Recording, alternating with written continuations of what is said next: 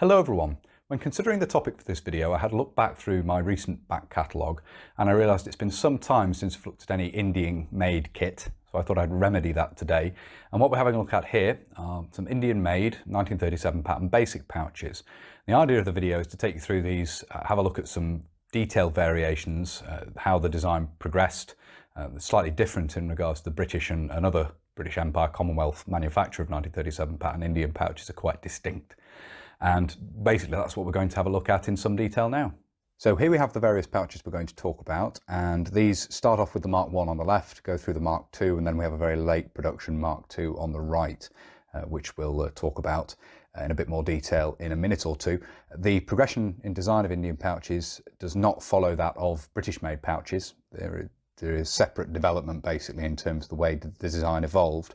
And we'll see that clearly in the video. Obviously, I've made videos covering the development of British 1937 pattern basic pouches previously. So basically, if you want to sort of compare, please do go and have a look at those videos.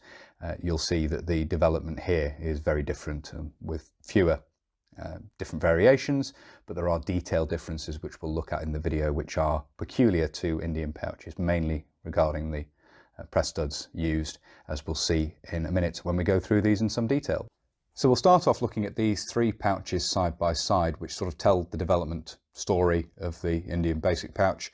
On the left we have a Mark I, in the middle we have a Mark II, and on the right here we have a late production Mark II made in jungle green webbing as opposed to khaki as we have here. And obviously that's a very, very late change in production. We looked at a pair of these pouches previously on the channel, and I have made a video talking about the very, very late war Indian made jungle green 1937 pattern, and this basically forms part of that very late war production, possibly immediate post-war.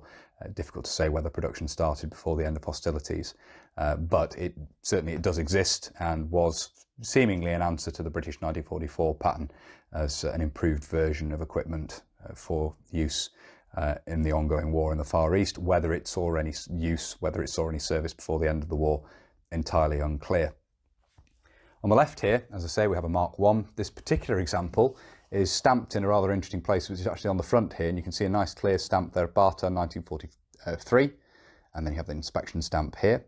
And otherwise, it pretty much follows the pattern of the British Mark I, early Mark Is, with the ballastite loops in the flap there. This is something which would be retained in Indian pouches right the way through. You can see they're still present on this late production green pouch here. So these are sometimes used as a stand-in by reenactors for British Mark Is. They basically have the same dimensions. You have the hooks set high on the back there, so the pouch sits low down on the belt, which was seemed to be a bit of a problem with these being worn or carried round towards the front of the belt. They tend to interfere with the thighs when moving, when running, when sitting, and so forth. So the design of British Mark Is was changed, of course, with the Mark II, moving those hooks further down. And not something you'd see in Indian manufacture. At the same sort of time the Mark II was introduced in British service, the Mark I, of course, is still being produced as we have here in 1943. I believe the first year when manufacture really cranked up in India, 1937 pattern, was 1942. Prior to that, of course, 1908 had been manufactured in India, and certainly early web equipment was of comparable quality to that produced in Britain and elsewhere in the Empire and Commonwealth. But as companies such as Bata were brought in, quality dropped off a little bit. I think there are certainly some elements of Indian webbing, some components out there you'll find which are of pretty dubious quality in terms of manufacturing, but it was churned out in huge quantities, of course. So you'll notice no drainage eyelets in the bottom, which is a major change when we got onto the Mark II. But as I say, the Indian Mark I basically follows the British Mark I in terms of overall layout and design. The Indian Mark II, which appears to enter production in 1944, differs in the placement of the hooks on the back. They are set lower down. As you can see here, though, they do vary considerably from pouch to pouch as you look at these. So if you collect enough of them to have a look at, the hooks can be set at different points on the back, but in theory they should be set lower, as you can see here when compared to the Mark I. And another major change, a major improvement in the design, was the addition of a drainage in the bottom of the pouch. Now, on the late production British Mark IIIs with a quick release, you see a drainage eyelet introduced. The Indians went one better and put 3 big drainage eyelets in the bottom, which is sensible and would be retained in the design when you move on to this very late production version. Good idea having drainage in these. Obviously the way these work in terms of attaching to the equipment and so forth is exactly the same as British pouches. Hooks for the belt, and then you have a buckle at the top through which you pass the brace to support these directly, and you have that top ring on the buckle here to accept a hook from the shoulder straps for the pack or the haversack carried on the back. So they function in exactly the same way as standard 1937 pattern pouches. Obviously still have the ballastite loops in the flap there, as you can see, and this manufactured by KEF 1944. You see the stamp there inside.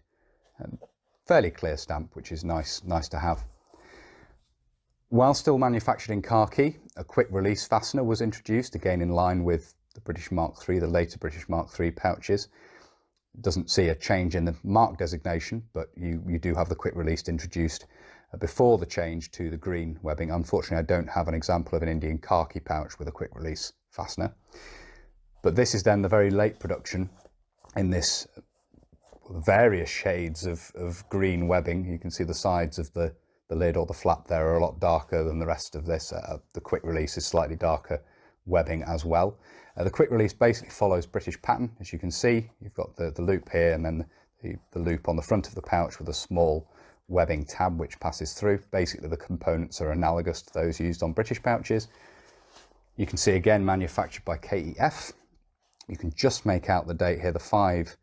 This is a 5. Actually, under the light here, that's quite nice and clear to see, but it's stamped over where the ballastite loops are stitched into the flap. You still have those there, as you can see. And you have the large drainage eyelets in the bottom, as you can see there. And the fittings on the back are blackened, but those drainage eyelets aren't, interestingly enough. But you can see all the other brass fittings are chemically blackened, which is a feature of this late jungle green dyed web equipment that was produced in India in 1945. So that's the sort of overview of the development of the pouch. I say the one missing from this really would be a khaki version of the pouch with the quick release. What I aim to do now is we'll bring in a couple of Mark IIs to look at the Mark IIIs and just talk about some of the variations you see in details, which is primarily the design of the press studs, which is just an interesting thing to note, whereas they're fairly standardised, obviously on British pouches and various other Empire and Commonwealth pouches. In India, they used a wide variety of different patterns of these, so we'll have a quick look at that now. So we have a couple of Mark Is here, and the one on the left is the one we've just looked at. We'll bring this close up to the camera here. You can see that the press stud, the female part of the press stud on the tab at the front here, has an interesting geometric design, basically a flower. You can see that there. It is essentially the same as a Newey press stud. Look on the back here, you can see there are no markings on the inside face of that. But that's one design you see. And then this other Mark I we have here has a slightly different geometric design. You can see that there. If we look at the back of this, you can again see we don't have any markings on the back. And again, it does the style of the press stud, the male section is basically as you would see with Newey press studs used on British 1937 pattern pouches. So it functions in exactly the same way, but just has this different design to the front. And you do see a variety of these. So that's the 2 Mark IIs. We'll bring some, that's the 2 Mark Is, excuse me. We'll bring some Mark IIs in now to have a look at. And again, just have a look at the variety of different fittings you see on those. So we have a selection of Mark IIs here, all of basically the same design. You can see the drainage eyelets in the bottom there on all of these. This one's folded over in a slightly different way, but you can see those drainage eyelets there. On the left, we have a very pale green Blanco, which is largely washed out. In the middle, this one doesn't appear to have been Blancoed at all. And then we have a sort of tan or buff Blanco on the right-hand pouch here.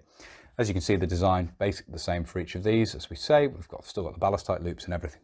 They are Indian-made Mark II pouches. The one we looked at previously has this sort of bullseye design on the female part of the press stud there.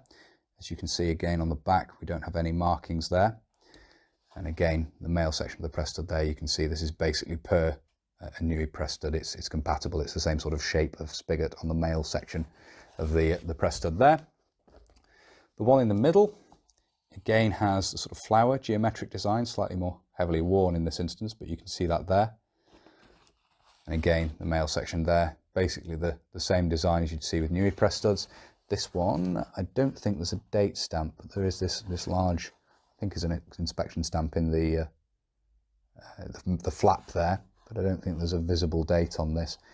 Possibly 44, I think there's a K there, so it's possibly KEF 44 in this instance. You can see there, of course, the 1944 being the year you see these manufactured in large numbers.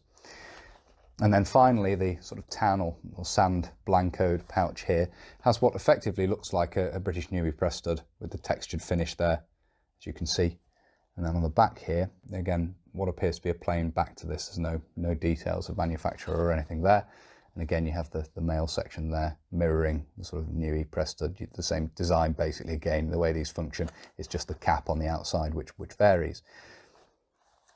And say, you can see there on the back, I mentioned how some of the hooks are set higher than others.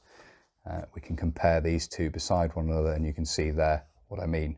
These are nominally both Mark II Indian pouches, but you can see the hooks on this one are set much higher than on the one on the left here. Nominally they should be set a bit lower.